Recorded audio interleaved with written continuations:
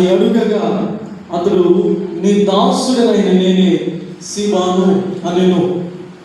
రాజు, యెహోవా నాకు దయ చూపినట్లుగా నేను ఉపకారం చేయుటకు సౌలు కుటుంబంలో ఎవడైనా ఒకడు శేషించి ఉన్నాడా అని అతని అడుగగా, సీబా యోనాతానుకు కుంటి కాళ్ళు గల కుమారుడు ఒకడు ఉన్నాడని రాజుతో మనవి చేసెను.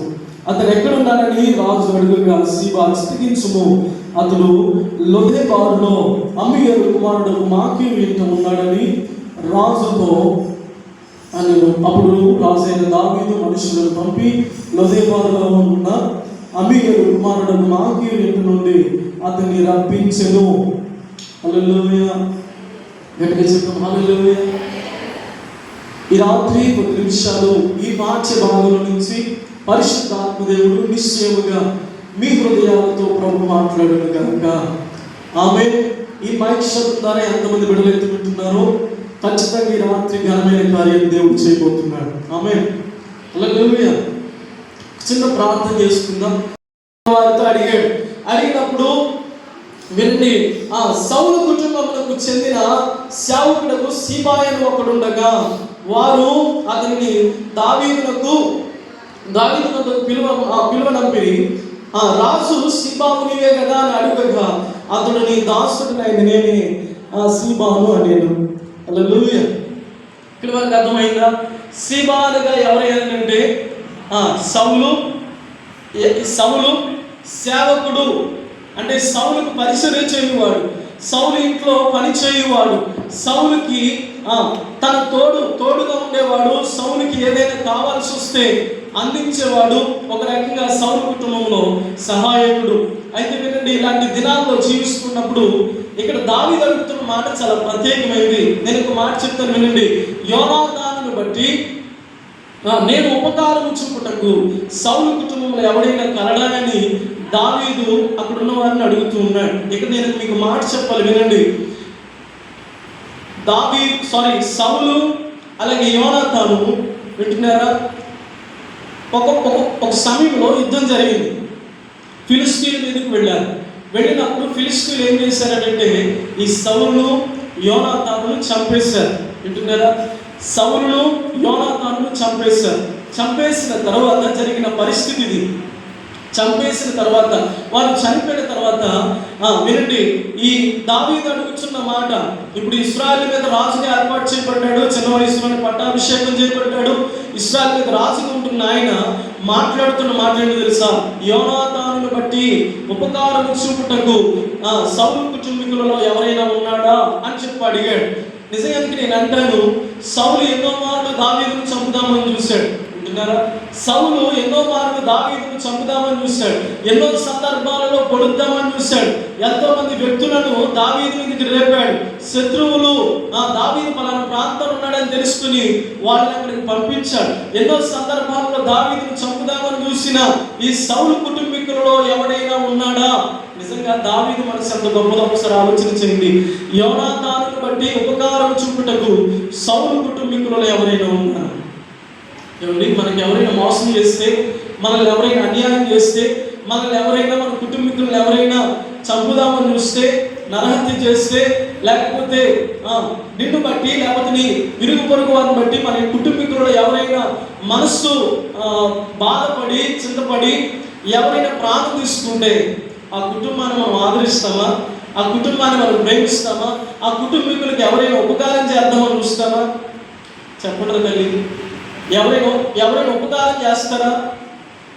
నా కుటుంబీకుల్ని, నా బంధువుల్ని, పైగా దావీదే ఉన్నాడు అక్కడ. దావీదు నిజంగా ఆలోచించలేమని, నన్ను ఇలా చంపుదామని చూశారు, నన్ను ఇలా చంపుదామని అన్ని సందర్భాలు నన్ను ఇలా వెంటాడారు, అలాంటి వాళ్ళకి నేను ఎలా మేలు చేయాలి అని ఆలోచించాలి లెక్కైతే. కానీ ఇక్కడ దావీదు ఏం చేస్తున్నాడు? అలా కాదు, ప్రేమతో అడుగుతున్నాడు. యోనాతానును బట్టి ఉపకారం చూపడానికి సౌలు కుటుంబీకులు ఎవరైనా ఉన్నారా? ఈ రాత్రి సౌలు సేవకుడకు సౌలు దగ్గర పనిచేయవాడైన సీబా మాట్లాడుతున్నాడు. తర్వాత సీబా వచ్చిన తర్వాత రాజు, యెహోవా నాకు దయ చూపినట్లు 3వ వచనం, నేను ఉపకారం చేయుటకు సౌలు కుటుంబంలో ఎవడైనా అన్నప్పుడు శేషించున్నాడా అని అతన్ని అడుగుగా, సీబా యోనాతానుకు కుంటి కాళ్ళు గల కుమారుడు ఒకడు ఉన్నాడని రాజుతో మనవి చేస్తున్నాం. చూడండి, రెండవ సమూయేలు గ్రంథం 4వ అధ్యాయము 4వ వచనం. సౌలు కుమారుడు యోనాతానునకు కుంటివాడకు కుమారుడు ఒకడు ఉండెను. యెజ్రెయేలు నుండి సౌలును గురించియో యోనాతాను గురించియో వర్తమానం వచ్చినప్పుడు వాడు 5 ఏళ్ల వాడు. వాని దాది వాడిని ఎత్తుకుని పరుగున పారిపోగా వాడు పడి కుంటివాడాయను. వాని పేరు చెప్పండి, ఏం పేరు? చెప్పండి, ఏం పేరు? గట్టిగా చెప్పాలి. మెఫీబోషెత్.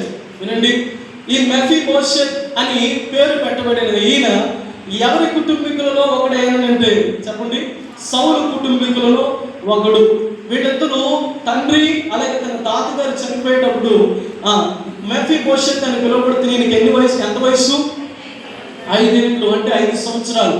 చాలా చిన్న వయసు, చాలా చిన్న పిల్లవాడు. వినండి, ఆ దినాలలో వినండి, ఫిలిష్తీయుల చేతిలో సౌలు యోనాతాను చంపబడ్డారని తెలిసినప్పుడు, వర్తమానం వచ్చింది. తెలిసినప్పుడు ఏం జరిగిందని అంటే, ఆ ఇంట్లో పనిచేస్తున్న దాది ఉంటున్నారా, ఆ ఇంట్లో పనిచేస్తున్న ఒక పెద్ద ఆవిడ, ఒక ముసలావిడ, దాదిగా ఉన్న ఆమె పరుగున పట్టుకొని ఎవరిని? యోనాతాను పట్టుకొని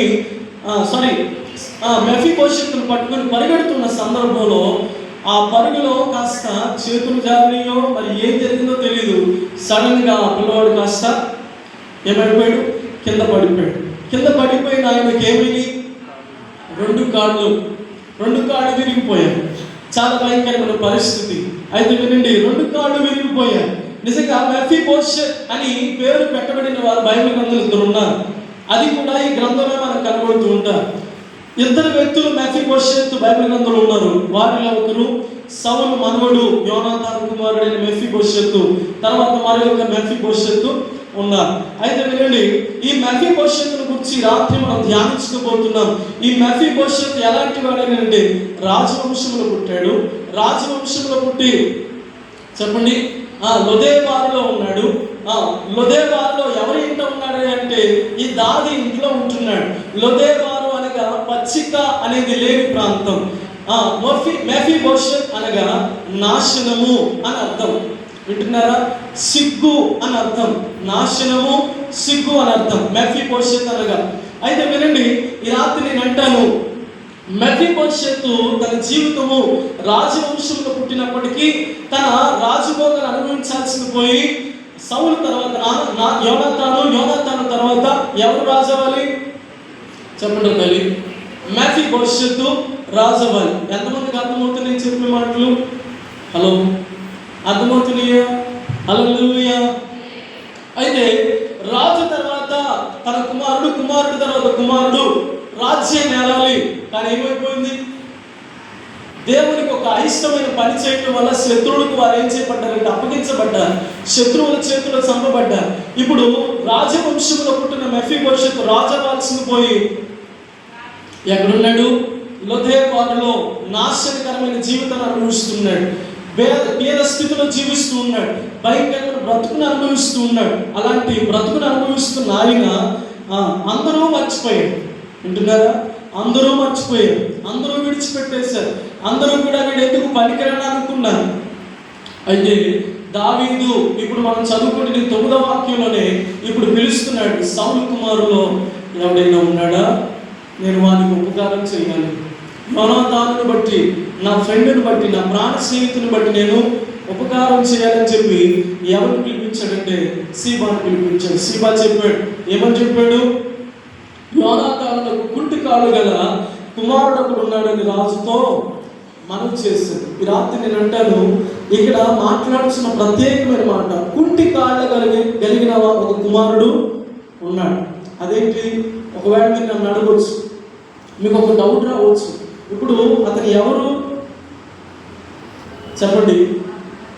సీబాయేమో సౌలుకు సేవకుడు, సౌలు ఇంట్లో పనిచేసిన వాడు. నిజంగా అతను ఏం చెప్పాలి? ఏ మాట రావాలి తన నోటి నుంచి? సౌలు సేవకుడిగా పనిచేసినప్పుడు నిజంగా ఎంత పోషించబడ్డాడో, ఎంతగా ఆదరించబడ్డాడో, ఎంతగా దీవెన పొందుతున్నాడో, సౌలు కుటుంబంలో తనకి ఎంత హోదా ఉందో. వినండి, అలాంటి పరిస్థితులన్నింటినీ కూడా మర్చిపోయి యోనాతాను కుమారుడు ఏమని పిలుస్తున్నాడు? కుంటి కాళ్ళు కలిగిన ఒక కుమారుడు ఉన్నాడు. నేటి దినాల్లో మనుషులు కూడా ఏమని పిలుస్తారు తెలుసా? మనకున్న బలహీనతలు బట్టి, మనకున్న సమస్యలు బట్టి, మనకున్న అనారోగ్యమును బట్టి పేరు పెట్టి పిలుస్తాం. ఎరా గుంటోడా, ఎరా గుడ్డోడా, ఎరా మోగుడా, ఎరా చెవిటోడా, ఎవడు పిలవరా? మనుషుల స్వభావం అలాంటిది. ఇక్కడ మేలు పొంది వాళ్ళ దగ్గర పనిచేసి వాళ్ళ దగ్గర నమ్మకం ఉండి కూడా ఈ సీబా అని పిలుస్తున్న ఈయన ఏమంటున్నాడు దావీదు దగ్గరికి వచ్చి? అసలు మామూలుగా ఉన్నాడండి, ఒక ఆయన ఉన్నాడు, ఆయన హృదయభావంలో ఉన్నాడని చెప్తే సరిపోద్ది. కానీ ఆయన ఏమంటున్నాడు? ప్రత్యేక దాన్ని అండర్లైన్ చేసి హైలైట్ చేస్తూ మాట్లాడుతున్నాడు. గుంటి కాళ్ళు కలిగిన వాడు ఒకడున్నాడు. వాడు వేస్ట్ ఫెలో అయ్యా అర్థం, దాని అర్థం వాడు వేస్ట్ ఫెలో అయ్యా, వాడు దేనికి పనిచేయడయ్యా అని చెప్పి దావీదు దగ్గర మనం చేస్తూ ఉన్నాడు. దావీదు ఏమంటున్నాడు? అవేమీ పట్టించుకోకుండా 6వ వచనంలో సౌలు కుమారుడైన యోనాతానులో పుట్టిన మెఫీబోషెతు దావీదు నద్దకు వచ్చి సాగిలపడి నమస్కారం చేయగా దావీదు మెఫీబోషెతు అని అతన్ని పిలిచినప్పుడు అతడు చిత్తము నీ దాసుడినైన నేనున్నానని. అందుకు దావీదు నీవు భయపడవద్దు, నీ తండ్రి అయిన యోనాతాను నిమిత్తము నిజంగా నేను నీకు ఉపకారం చూపి నీ పుత్రుడైన సౌలు భూమి అంతయు నీకు మరల ఇప్పింతును, మరియు నీవు సదాకాలం నా బలయొద్దని భోజనం చేయమని సెలవీయగా. హల్లెలూయా. తర్వాత ఏమంటున్నాడు? 8వ వాక్యం, అతడు నమస్కరించి చచ్చిన కుక్క వంటి వాడునైన నా ఎడల నీవు దయచుకుటకు నీ దాసుడులకు నేను ఎంతటి వాడును అని. హల్లెలూయా. ఈ రాత్రి ప్రత్యేకంగా మెఫీబోషెతు జీవితము నేటి మన జీవితాలకు చాలా సాదృశ్యంగా కనబడుతూ ఉంది. దావీదు దేవునికి సాదృశ్యంగా కనబడుతూ ఉన్నాడు. సీబా సాతానుకు సాదృశ్యంగా కనబడుతున్నాడు. హల్లెలూయా, హల్లెలూయా. సీబా సాతానుకు సాదృశ్యంగా కనబడుతున్నాడు. దావీదు దేవునికి సాదృశ్యంగా కనబడుతున్నాడు. ఇక్కడ కనబడుతున్న మెఫీబోషెతు మన జీవితాలకు సాదృశ్యంగా కనబడుతున్నారు. దయచేసి రాత్రి ప్రాముఖ్యంగా కొన్ని మాటలు మనం ధ్యానం చేసుకుందాం. శ్రద్ధగా ఆలోచించండి. అయితే వినండి, దావీదు దగ్గరికి మెఫీబోషెతు రావటంతోనే అతను ఏం చేశాడండి? సాష్టాంగ నమస్కారం చేశాడు, సాగిలపడి నమస్కారం చేశాడు. ఎవరికి? దావీదు ఎదుట. ఒక రాజు దగ్గర తలదించవచ్చా? సాష్టాంగ నమస్కారం చేయవచ్చా? చెప్పలేదండి. ఏ రాజు అయినా కానీ ఎదుట ఉన్న రాజుకి అయితే ఎదురు డి అనుకుంటారే కానీ ఎప్పుడు కూడా ఆ రాజు ఎదుట ఏం చేస్తారు? సాష్టాంగ నమస్కారం చేస్తారా? చేయరు. కానీ ఇక్కడ పరిస్థితి ఎలా అయిపోయిందని అంటే వినండి, అసలు ఎవరు తనను పట్టించుకునేవారు లేరు.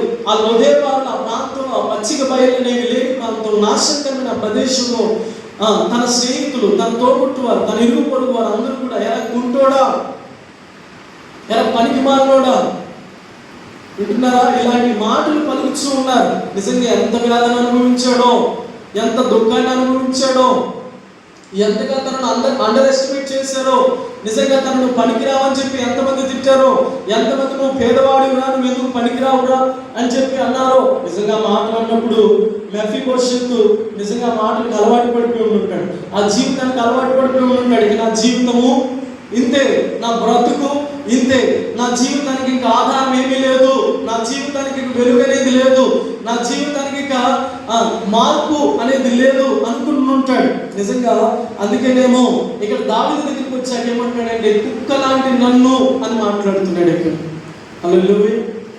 వింటున్నారు? యేసుక్రీస్తు ప్రభువు వారి దగ్గరికి ఒక ఆమె వచ్చింది. ఆమె వచ్చి అయ్యా నా కుమార్తె ప్రాణాపాయ పరిస్థితిలో ఉందయ్యా, దయచేసి నా కుమార్తెను బ్రతికించండి అయ్యా అని చెప్పానంటే ఆయన ఏమంటాడు? చెప్పండి, ఏమంటాడు? యజమానుని బల మీద నుంచి పడు రొట్టె ముక్కలు పిల్లలకు వేయట మంచిది కానీ కుక్క పిల్లలకు వేయట యోగ్యం కాదు అని చెప్పాను అంటాడు. అంటున్నారా? ఇక్కడ ఏమన్నాడు? మెఫీబోషెతు దావీదు ఎదుట కుక్క లాంటి నా మీద దయ చూపించడానికి నేను ఏ వాటి వాడు, నేను ఎంతటి వాడను, కుక్క అని తనను తాను సంబోధించుకున్నాడంటే తనను తాను ఈ లోకంలో ఎంతగా ఉపయోగపడిన వాడో, ఎంతమంది ఎన్ని మాటలు అన్నారో పూర్తిగా కృంగిపోయాడు, పూర్తిగా నలిగిపోయాడు. అసలు తన జీవితంలో ఏమీ లేదు, ఇక పేదరికమే తన బ్రతుకు అనుకున్నాడు మెఫీబోషెతు. ఇక ఈ అంధకారమే నాకు జీవితం అనుకున్నాడు, ఈ నాశనకరమైన ఊపే నాకు స్వస్తి, ఈ నాశనకరమైన భూమే నాకు యోగ్యమైనది అని చెప్పి తనలో తాను జీవిస్తున్న సందర్భంలో వినండి ఏం జరిగింది. రాజైన దావీదు పిలిచాడు. పిలవడమే కాదు, ఏమేమి ఇచ్చాడు అక్కడ ఏమండి, ఒక 4 పనులు చేశాడు. ఏమండి ఏమేమి పనులు నేను చెప్తాను చూడండి. దావీదు ఇచ్చిన 4 ఆశీర్వాదాలు లేకపోతే 4 దీవెనలు ఏంటో తెలుసా? మెఫీబోషెత్ అని పిలువబడుతున్న ఈయన రాజవంశంలో పుట్టి పేదవాడిగా ఉదయవారిలో ఉండిపోయాడు. 2 కాళ్ళు పోయినాయి.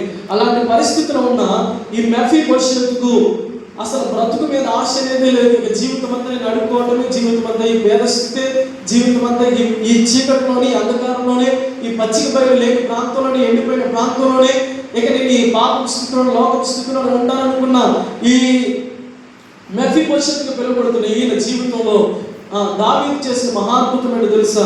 సౌలు ఆస్తి మొత్తం తిరిగి ఇచ్చాడు. 1. రెండవది సీబ కుటుంబాన్ని సేవకుడిగా మరలా ఎవరికి ఇచ్చాడు? మెఫీబోషెత్కి ఇచ్చాడు. ఎవరికి సేవకుడిగా చెప్పాలి? ఎవరికి సేవకుడిగా? మెఫీబోషెత్కి సేవకుడిగా సీబాను మరలా అతని కుటుంబీకులందరినీ సేవకుడిగా నియమించాడు. 3వది ఏంటంటే రాజు బల దగ్గర భోజనం చేసి చెప్పండి, రాజు బల దగ్గర భోజనం చేసి అర్హతనిచ్చాడు, హక్కునిచ్చాడు. తర్వాత 4వది రాజకుమారుడిగా గౌరవించాడు. ఈ 4 మాటలు మనకు చాలా ప్రాముఖ్యమైనవి. ఎక్కడి వాడు, ఏ ప్రాంతవాసుడు అని చెప్పి ఆలోచన చేయాల ఉంటున్నారా? ఏ ప్రాంతపు వాసి, ఏ వ్యక్తి ఇతను, అసలు ఇతని బ్యాక్గ్రౌండ్ ఏంటి, ఇతను కుంటివాడు కదా, నాకు ఎందుకు ఉపయోగపడతాడని చెప్పి దావీదు యోచించలేదు. తన ప్రాణ స్నేహితులను చేసుకున్న కవినెంటును చూసారా? ఇచ్చిన మాటను చూసారా?